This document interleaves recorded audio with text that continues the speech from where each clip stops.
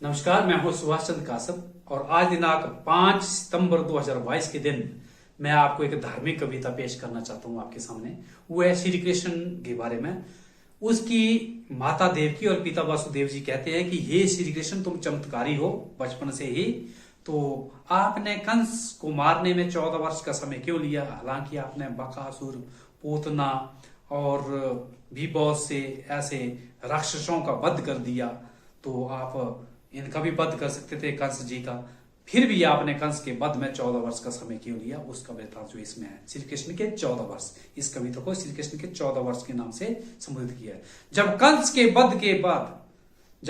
वध के बाद श्री कृष्ण ने देवकी व वासुदेव को आजाद किया। सब कहते हैं भगवान हो तुम, फिर 14 वर्ष तक क्यों ना ये तुमने काम किया? जब कंस के वध के बाद श्री कृष्ण ने देवकी व वसुदेव को आजाद किया तो वो बोले, सब कहते हैं भगवान हो तुम, फिर 14 वर्ष तक क्यों ना ये काम किया? कंस को पहले नहीं मरना था, पिछले आदेशों को कैसे खारिज करना था? दिया त्रेता युग में वनवास 14 वर्ष का, उस समय को भी परिपूर्ण करना था। हे माता, कंस को पहले नहीं मरना था, पिछले आदेशों को कैसे खारिज करना था? हे माता, आपने कैकेयी के रूप में त्रेता युग में वनवास 14 वर्ष का उस समय को परिपूर्ण करना था, दिया था आपने त्रेता युग में वनवास।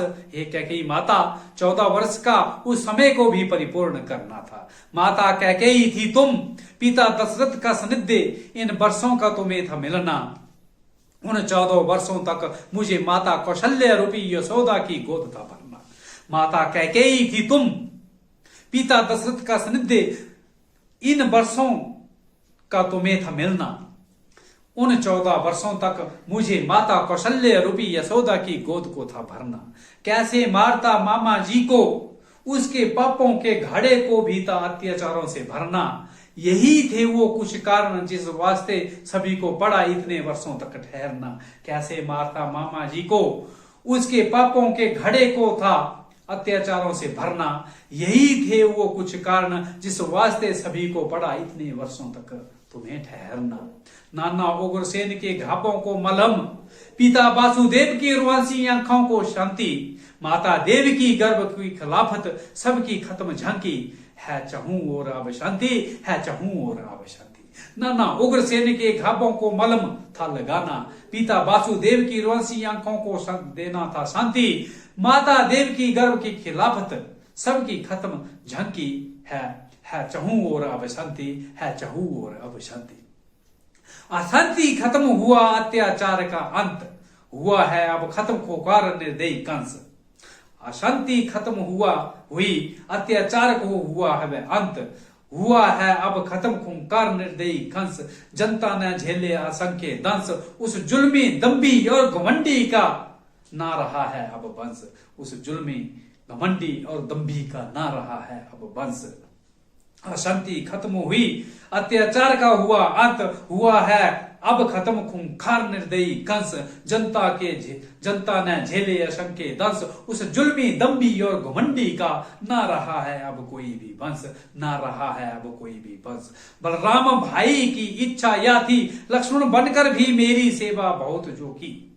बलराम भाई की इच्छा या थी, लक्ष्मण बनकर थी मेरी सेवा बहुत जो की। अब बड़े बनकर थे आदेश चलाएंगे, हम उनका अनुचर बन मर्यादा निभाएंगे। बलराम भाई की इच्छा ये थी, लक्ष्मण बनकर थी मेरी सेवा बहुत जो की। अब बड़े बनकर हुए आदेश हम पर चलाते हैं, हम उनका अनुचर बनकर अब मर्यादा निभाते हैं। हम उनका अनुचर बन के अब यहाँ मर्यादा निभाते हैं। कृष्ण लीला में चमत्कारों के अद्भुत संयोग, क्योंकि 16 कला थे संपूर्ण थे। श्री कृष्ण लीला में चमत्कारों के अद्भुत है संयोग, क्योंकि 16 कला वो संपूर्ण थे। धर्म संपदा संस्थापना का था ये अचूक लक्ष्य, सुदर्शन धारी यदुवंशी वे अति महत्वपूर्ण थे। श्री कृष्ण लीला में चमत्कारों के अद्भुत संयोग, क्योंकि 16 कला वो संपूर्ण थे। धर्म संस्थापना का था ये लक्ष्य, अचूक सुदर्शन धारी यदुवंशी थे, वो अति महत्वपूर्ण थे।